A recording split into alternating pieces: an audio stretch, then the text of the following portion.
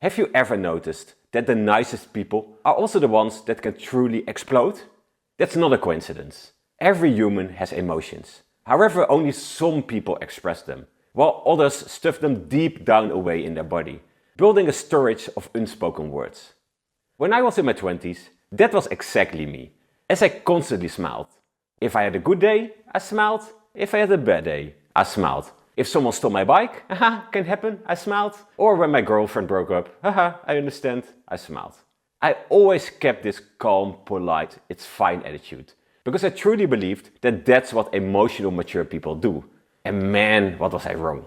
Because every time I said yes while I meant no, something in my body tightened. And every time I smiled through discomfort, I was secretly building resentment, stacking emotional debt nobody even knew it existed. Until one day, I snapped. Not because of that moment, but because of all the moments I swallowed before. And the painful truth, all of it could have been simply avoided had I spoken up earlier. Hi, I'm Tom, and welcome to the Dopamine Factory, where today we're diving deep into the subject of silent resentment and why not expressing your feelings is actually the worst kind of lying. And if you enjoy this relationship content, make sure to also check out these videos. So, what happens inside of you when you avoid conflict again and again and again? It comes down to three things. Firstly, you abandon yourself. Every time you stay quiet to keep the peace, your body learns a painful truth. My needs don't matter. And that right there is the birthplace of resentment. Secondly, your frustration builds. Unspoken feelings don't just disappear. They don't fade with time. When you push them down into your body, they simply start compounding and fermenting, waiting for the day they finally force their way out.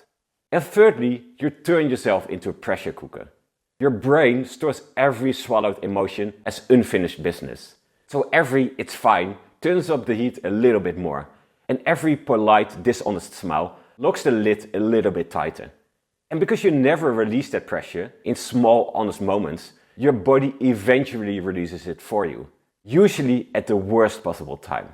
That's why nice people don't just get irritated, they explode, boom. So let's prevent this and let's stop resentment before it even starts. Let me introduce you to the resentment matrix, where you can map how you deal with discomfort. If you don't really know what you feel and you rarely speak up, you're the quiet boiler. You stay silent, you say, "it's fine," right up until the moment you suddenly aren't, where even you didn't see the explosion coming. If you don't know what bothers you, but you keep it to yourself, then you are the imploder.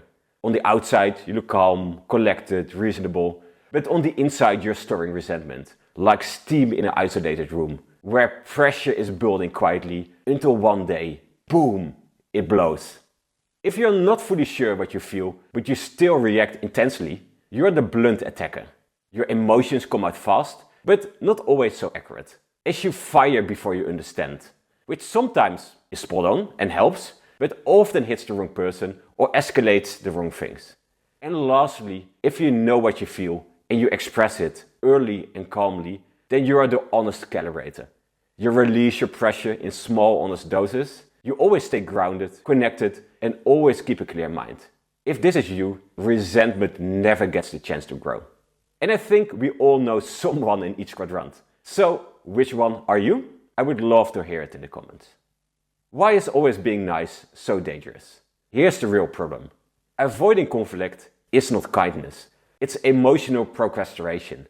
And every emotion you postpone comes back with interest. When you stay silent, people learn a version of you that is not real.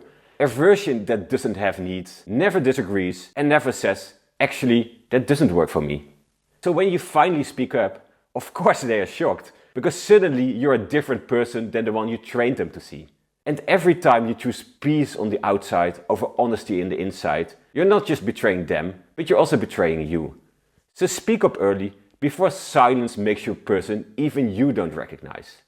Now, how do we fix this? Resentment doesn't come from fights.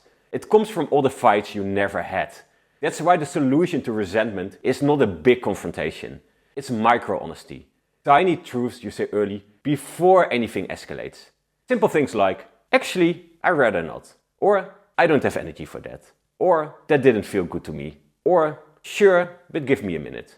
The funny thing is, people are totally fine respecting your boundaries if you actually set them. What shocks them, however, is when you agree on something for months and then suddenly get upset. As from their perspective, nothing has changed. But what? Huh?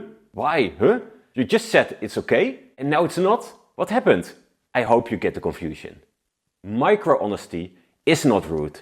It's simple a relational foundation, as every small truth you share now prevents a giant explosion later.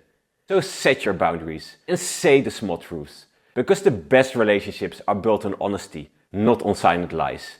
Dare to be a good friend to others and yourself, for you to live a calmer, happier, more truthful life. And now let me ask you, where in your life are you quietly boiling?